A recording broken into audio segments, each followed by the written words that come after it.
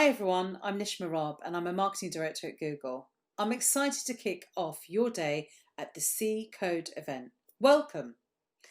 At Google, it's not just about engineering and building products all day, every day. We have other teams across the business that are just as fun.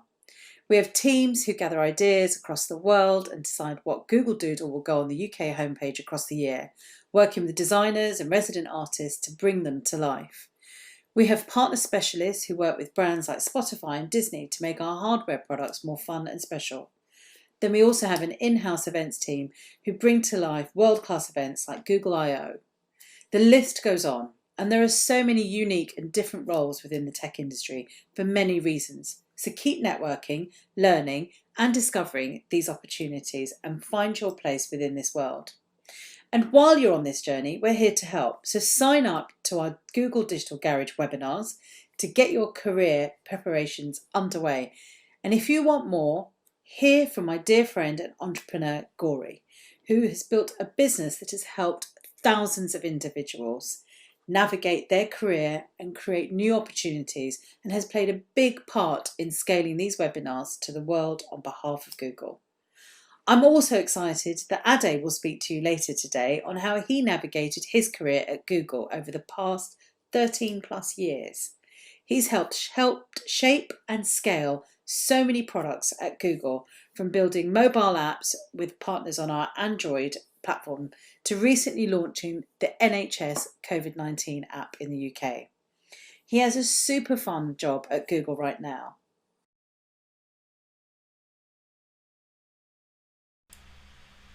Hi, I'm Ade Oshineye and I'm here to talk to you today about engineering and everything else at Google.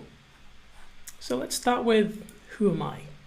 And why are you sitting here listening to me virtually?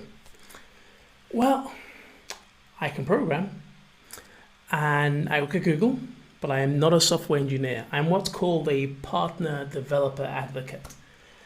Basically, we have developer advocates who are people who sit between the software engineers, the people who build all the systems that Google builds, and the developers from outside who use those technologies to build other things. So if Google builds Android, there are Android developers. Chrome, there are web developers. Cloud, there are developers using cloud technologies. And beyond just general developer advocates, we have a subset who work with the big partners that really move industries, move ecosystems. So everybody from Facebook to The Guardian to the New York Times to the Daily Mail to Supercell. So I've been at Google now 13 and a half years, since 2007. And nowadays I run the partner developer relations team in EMEA. And what I'm going to do today is I'm going to spend the next 15 to 20 minutes talking to you about my journey to Google and at Google. And what I'm hoping is going to be most valuable to you are the lessons I've learned in my time here. So let's begin in the last millennium. So it's 1999.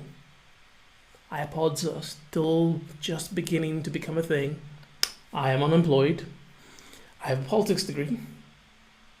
And I'm basically failing completely to break into journalism. I spent the last 10 years of my life trying to become a journalist, and it's just not working out. This is in the middle of the dot-com boom, by the way. So I'm looking this way whilst the rest of the world is looking this way.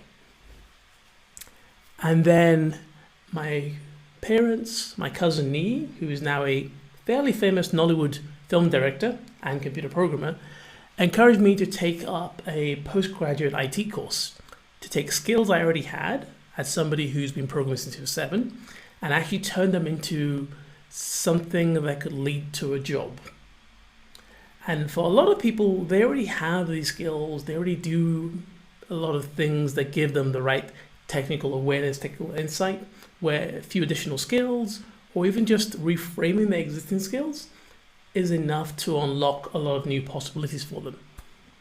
So in 1999, I got nudged by a lot of friends and family into actually taking their help and going back to university. It was the best thing that ever happened to me. Now, you're wondering, how does this get us closer to Google? Well, let's skip forward a few years. You may recognize the man who's standing next to me as Google's then CEO, Eric Schmidt. And there's a famous story where Sheryl Sandberg, who was working at Google at the time, and was thinking about going back to university, and she came to him with some options, including going back to university. And he told her, if you're offered a seat on a rocket ship, don't ask what seat, just get on. So when an opportunity presents itself, don't say, well, it's a rocket ship, but I wanted a window seat. Think about getting in the room, getting the opportunity, and then you can pivot, you can expand, you can stretch it into new and interesting ways. Now, that's the lesson I learned in 2005. How did I learn it? I learned it here. This is Google's London open house for software engineers. This is a thing Google used to do when we were a much smaller company, going to new countries all the time. And the general idea was we'd ask all the Googlers in the company, who do you know who's a software engineer in this city? And then we'd invite them to an event. So this is Google's Victoria office. And those three people in the middle, in the very blurred photo, are my colleagues at ThoughtWorks at the time. And we basically came to Google's open house because, well, free food. But also, we did all sorts of interesting things about Google. And we wanted to see what they had to offer. And Google gave a really great presentation, but it didn't connect with me. Because when I looked at the room, when I looked at the stage, there was nobody who looked like me. There was nobody who sounded like me. It made me realize that maybe this isn't really for me. Also, back then, Google had just IPO'd, and there was every chance Google could rise and then fall like so many startups before it. So I said no thank you. I went back to working at ThoughtWorks with my colleagues, building pricing and trading systems for investment banks. Fast forward 2 years. I've been doing systems for investment banks. I've been working as a consultant in very nice little suits. But in that time, Google has changed. There are more people I know at Google. There are more people like me at Google. And I felt I'd run out of room to grow where I was. I wanted to grow in new directions. And frankly, I was a lot more self-confident because I had my own open source projects. I was working on a book with a colleague at ThoughtWorks. And so a lot of the fear, which in hindsight I realized had been behind my decision not to apply to Google back in 2005, a lot of that fear was gone. I had a lot more self-confidence. And the most important thing the self-confidence also gave me was the self-confidence to change my mind, to say, maybe Google is for me. So I applied. And I remember when I applied, I was offered a choice of going for a software engineer role, heads down, write code, in teams, build interesting systems, or become a technical solutions engineer. So these are the people who are engineers, but they're within the sales organization. And they're very much plugged into the business of the company. They're the people who, back then, would support our syndication deals with companies like AOL, Yahoo, Mozilla. They're the people who supported things like the launch of the iPhone, the launch of Android, the launch of Chrome. And I did that for several years, and I was very happy, and it was a great team. And in fact, I actually, in my book, which got published between 2007 and 2010, I dedicated the opening to my team, because it was a really great team. But by 2010, when I looked back on my history, I could see that there was still fear, that there were still opportunities for growth if I was willing to let go of my fear. And so I changed from being a technical solutions engineer to being a developer advocate. One of the great things about this is that when I looked at my life, I looked at all these 20% projects I had.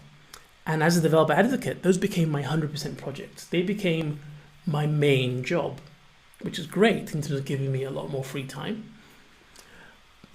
The other big things that went hand in hand with switching from being a TSC to being a DA, so different roles within Google, still technical, but changing how we use that technical skill, is I switched from a role where we made money, so if I made mistakes, it cost money, to a role where we are trying to generate impact, not just revenue.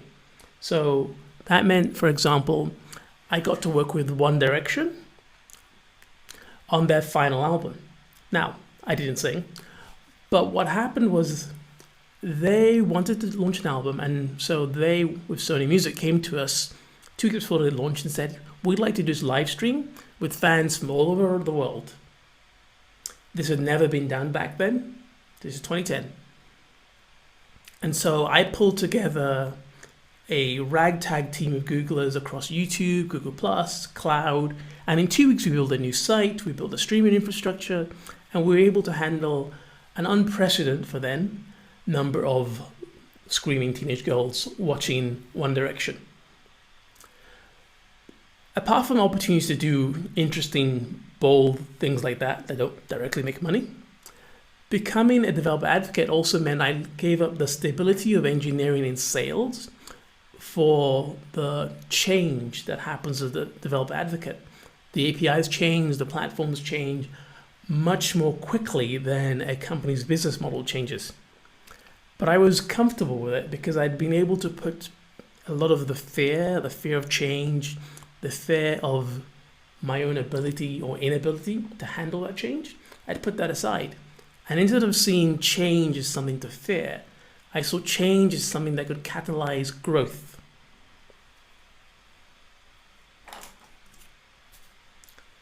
Let's fast forward a few more years. It's 2014. I'm older, not grey, but older. And a colleague came to me with a project he'd been working on, just prototyping, to back up the messages, photos, and videos from this messaging app called WhatsApp. I'm sure you've heard of it. To back it up to Google Drive. And it had just begun, but he had to go and do something else. And I was asked if I wanted to get involved.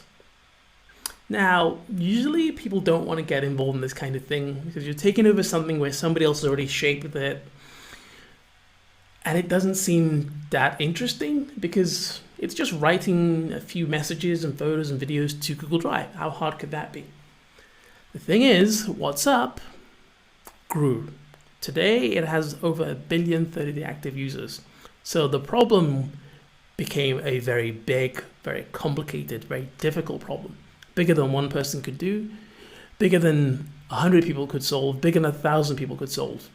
So for this to work, I had to work with everybody from lawyers to business development to UX people to senior executives at Google to think about how do we securely and privately store data for hundreds of millions of users whose primary relationship is with WhatsApp, not with Google.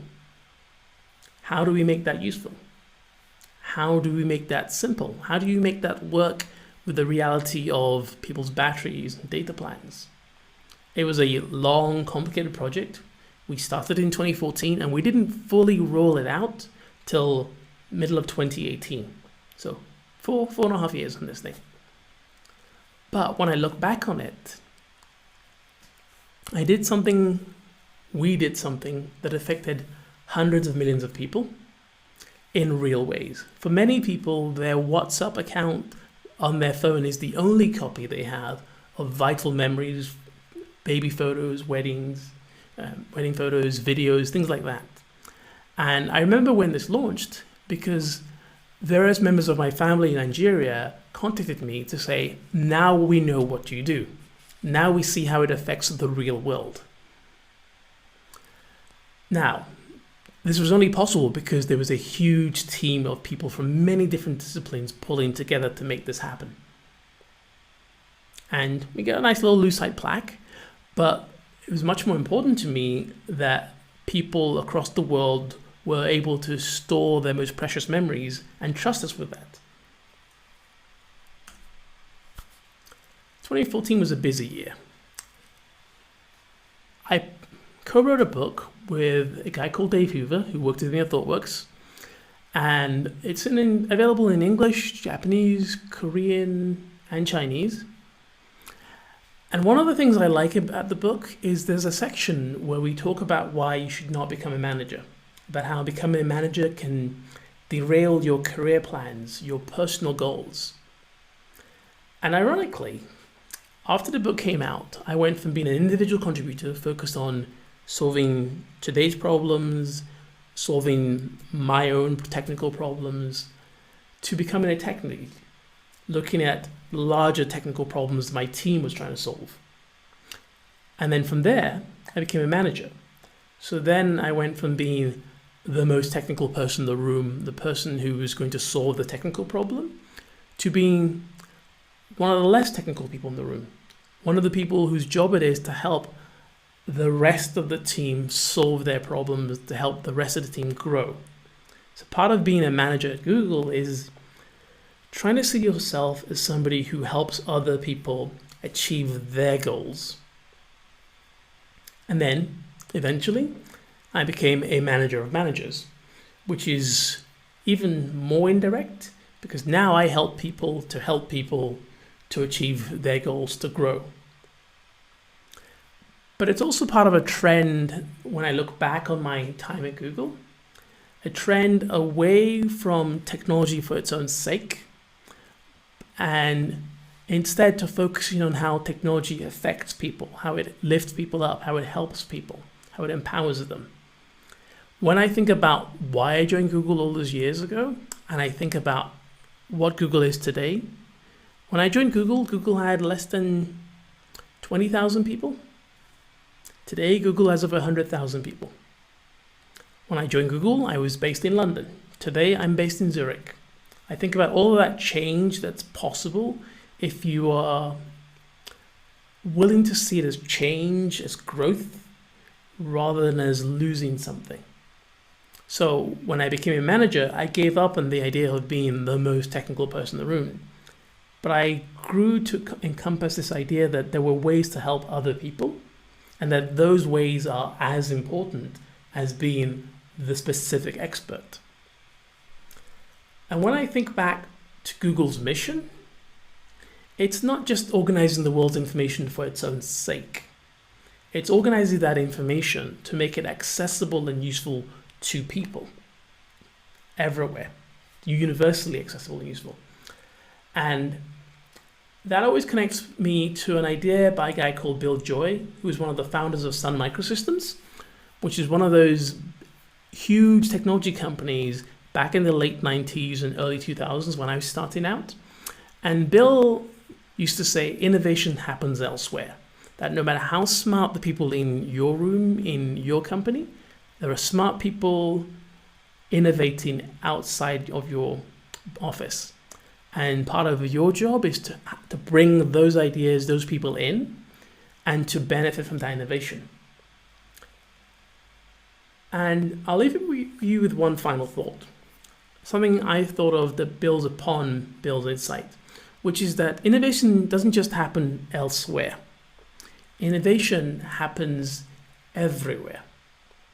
And part of the challenge of companies like Google, part of the challenge of events like this, is to get those innovators, that innovation, connecting to all the other innovators and all the other innovations, to see that if you want to benefit from the widest possible set of innovation and innovators, you have to bring those people together, you have to connect them with the tools, and then you have to get them to think about how those innovations can help the most people. And that's sort of the main lesson I've learned from my journey over the last 20 years. And that's what's brought me here. It's what's brought you here. And I hope you find this event as useful as my 20 years have been to me. Thank you very much. Well, thank you for all of that. I just wanted to see if we've received any questions. So the first question received is, what is my top tip for being hired at Google? Well, the easy one is go back in time, get a job at Stanford, and then join Larry and Sergey as a co-founder. That's the best tip. More realistically, I think a good tip would be to understand the culture of the team you want to join. So research the role, research the people who work in that team. You can look at LinkedIn, you can understand what those people are trying to do, because it's not just about getting the job, it's making sure that the job is something you want. So for example, if you're trying to be a software engineer, then it's really important to immerse yourself in the computer science culture. But if you don't enjoy that culture and you get the job, then you haven't really done yourself any favors. So you want to understand the role, the culture of the team. You can look up the people who work in that team. You can look at their achievements. You can look at what they're proud of. So then when you come to the interview, you can explain how you fit with them and, more importantly, what you add to what they already have. Because that's one of the big transitions that happened in the last few years. We've gone from a world of culture fit. How do you fit in into this sort of Tetris block to a world of culture add? What do you bring that they don't already have that they need? And then another question, what do you look for in an intern? Wow. So I've only had one intern, and he was a classical guitar playing, singer with great hair, who was also fantastic at programming and deeply idealistic. To be honest, what we as a company look for in interns are people who bring enthusiasm and a willingness to think differently to everybody else already in the team. That's, I think, what we look for in interns.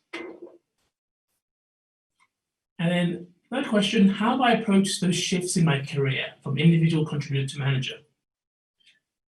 With great difficulty, because with each shift, you're not just doing a slightly different job, you're doing a completely different job. And you have to basically think about it again as, okay, this is day one of my new job. What are the skills I need to have?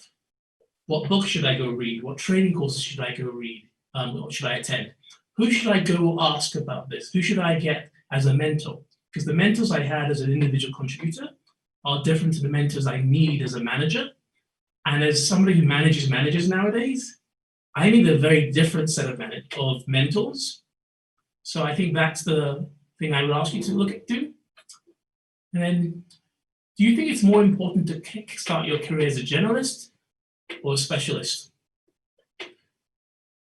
Personally, I think it's more valuable to kickstart your career as a specialist, because from an insecurity perspective, if I walk in the room and I come from a specialist background and I'm now doing more and more general things, I feel less afraid to say, excuse me, but I don't understand that. Whereas if I come in as a generalist, when I raise my hand and say, hey, excuse me, I don't understand that, I'm going to worry, maybe I'm stupid. Maybe I don't belong. But if I come in and I used to be an expert at something, it gives me that security to ask things like, hey, I don't understand how we price those financial instruments. And then other people in the room can say, well, we don't understand either, but we felt afraid to say it. And then question 5, can you successfully get into software engineering later on in your mid-career? I would say yes, but you have to invest in learning the fundamentals, the basics, the history of it, and then couple that with the experience you already have. So if you come in from a music background or an accounting background or a physics background, and you apply that to your software engineering, you can add a lot of value. Question 6, who is more attractive to Google? A grad with a computer science degree or with a software engineer degree? I don't think it really makes much of a difference once you have a solid technical degree. It's more about who you are. What do you bring? Question 7. What advice would you give to career changes coming from non-computer science backgrounds? So the guy I co-wrote my book with actually came from a psychology background. And I think the big thing that I learned from him is that when you get into computer science or you get into software engineering in the industry, you shouldn't let go of the expertise you already had. Because if you do that, you're basically resetting yourself to zero and you're coming in effectively like a new grad. But if you carry over your old expertise, you can help the team, you can see things the existing team doesn't see, or worse, can't see. Being the person who can say stuff like, oh, well, I see why you want to build it like that, but in the real world, people are like this. And I know this from my prior experience. So we can't do that, or we should do it like this. That's, I think, something really valuable. Now, I'm aware we're almost out of time, and I just want to say thank you all for coming. Thank you for attending and paying attention. Thank you for the questions. I also want to say that if you have more questions, you can come and join us in the virtual booth and ask those questions there. Thank you.